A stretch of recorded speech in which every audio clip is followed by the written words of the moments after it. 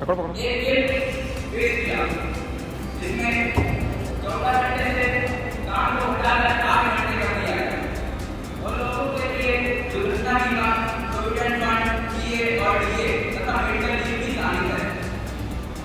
और हमारे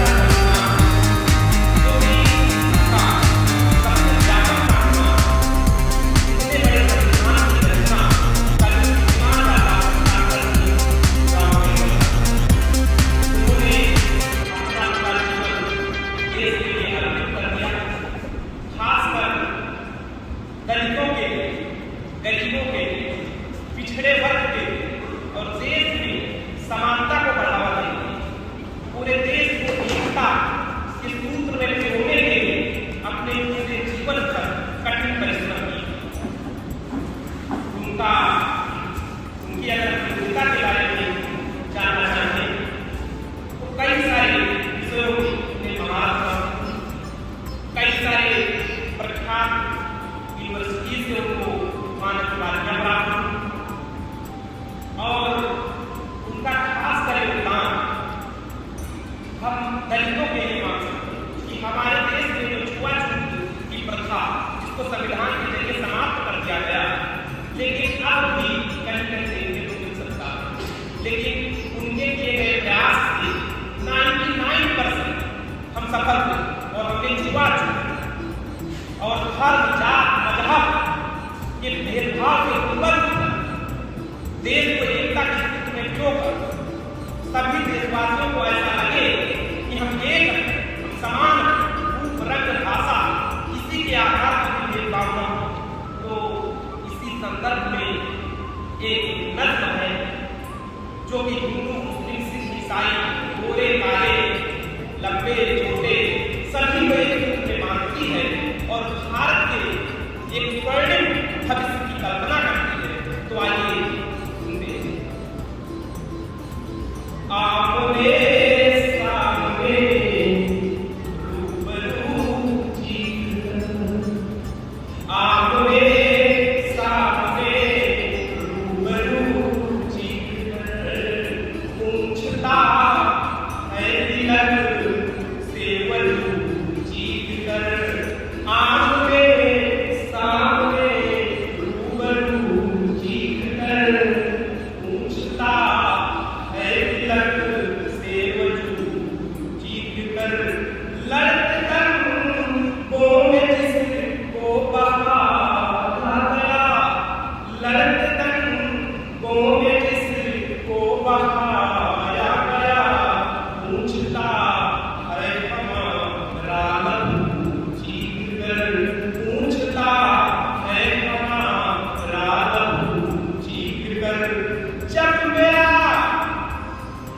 मेरा और तेरा, जब मेरा और तेरा एक ही रंग है, जब मेरा और तेरा एक ही रंग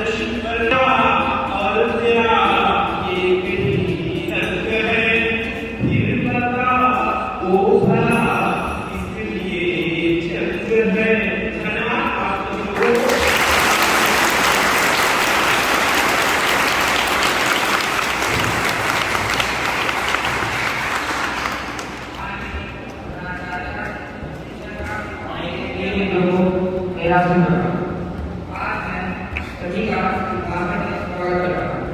मुझे आप सभी के सामने भाषा को संबोधित करने में बेहद जैसे कि आप सभी जानते हैं अम्बेडकर जयंती के दिवस पर बाबा साहब को श्रद्धांजलि अर्पित करने के लिए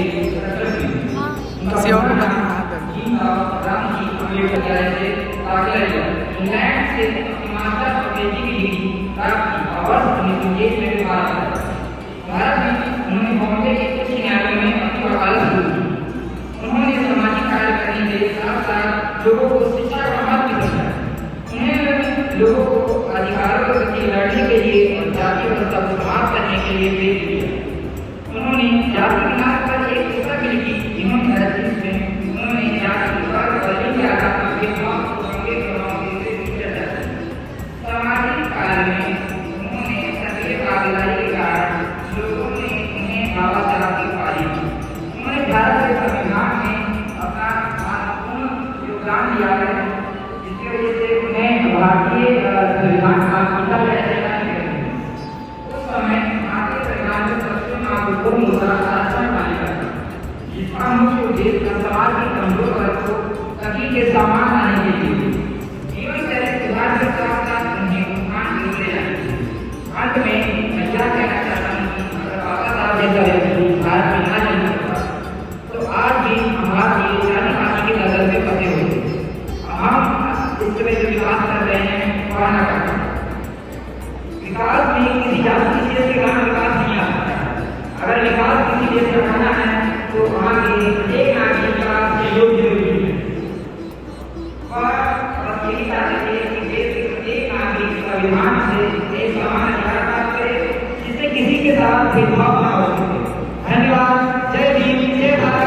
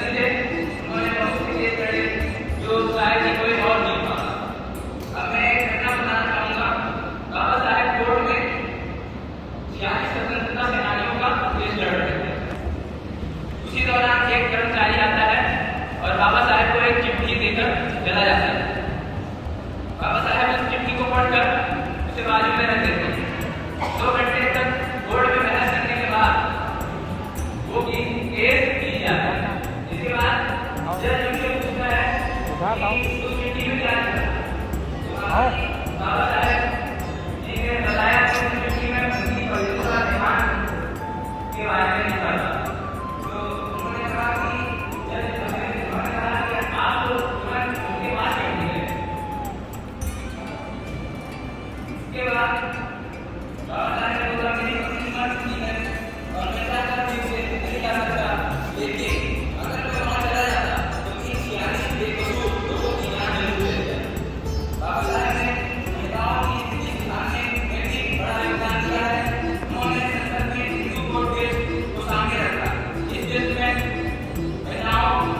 लगा दिया गया। जीवा पिता की संपत्ति में पुत्र के बराबर की हकदार थी और पत्नी का भी उसके पति की संपत्ति में बराबर का हिस्सा होगा। इसमें और भी बहुत सारे कानून थे जो महिलाओं और लड़कों के लिए आपको सभी के लिए बताना हमारे और मैं बात करना चाहूँगा कि आप इस बारे में पढ़ने वाले खड़े हो और अपने काम के बारे में जानें। जीवन में हाथ खोलो आजादी से पहले सरकारी दफ्तरों में, प्राइवेट दफ्तरों में 14 घंटे काम किया जाता था। इससे अधिक नहीं हो सकता था। इसके लिए जवाबदार है लेबर ऑर्डिनेंस में एक पेश किया जिसमें 14 घंटे से काम को हटाकर 8 घंटे कर दिया गया।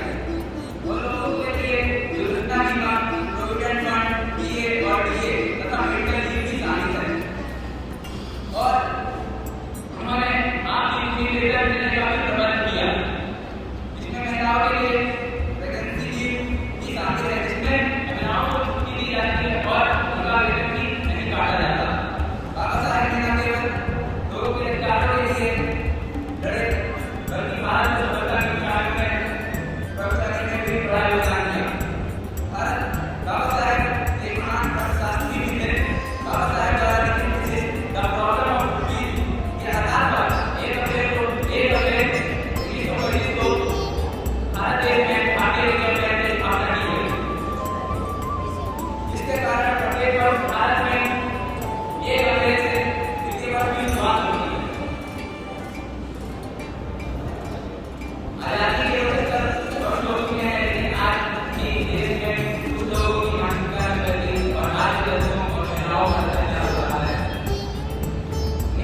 अभी पिछले साल की बात है, 2020 को एक IPS ऑफिसर जो कि दलित वर्ग से काम करता था, उसने पुलिस सुरक्षा के बीच में अपनी बाधा निकाली और एक IPS ऑफिसर था।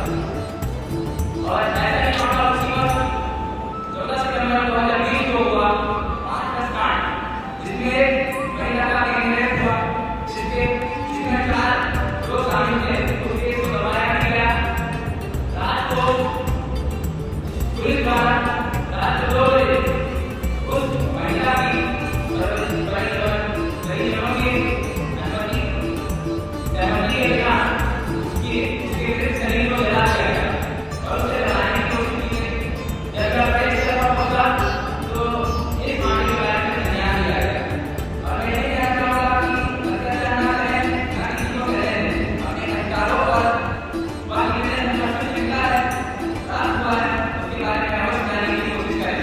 और भी बहुत सारी नीतियाँ हैं जो हमारे साथ ज़्यादा लाई गई और देश के विकास में लगातार योगदान दे रहे हैं।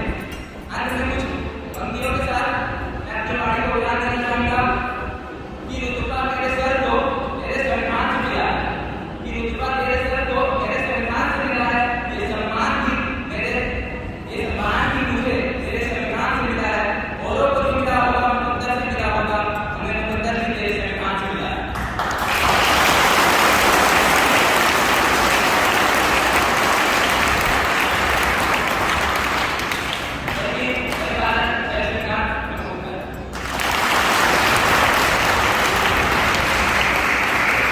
अब मैं हम सभी के लिए हिंदी तर्जुमा हासिल करना चाहता हूँ कि बाबा साहब के बारे में कोई कुछ बोले।